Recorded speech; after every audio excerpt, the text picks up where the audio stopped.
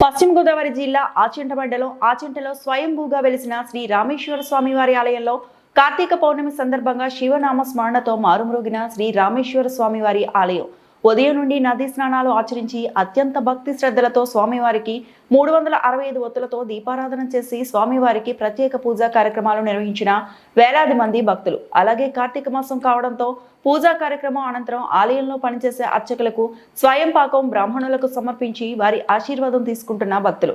అలాగే ఆలయంలో పిల్లలు లేని వారు స్వామి అమ్మవార్లకు కంద కొబ్బరి బొండాలు పసుపు పల్లెలతో పెట్టుకొని స్వామివారి ప్రదక్షిణలు చేసి స్వామివార్లకు సమర్పిస్తున్న భక్తులు. అలాగే ఈరోజు స్వామివారి ఆలయంలో కన్నుల వైభవంగా అఖండ జ్యోతి ప్రజ్వలన మరియు జ్వాలతోరణం.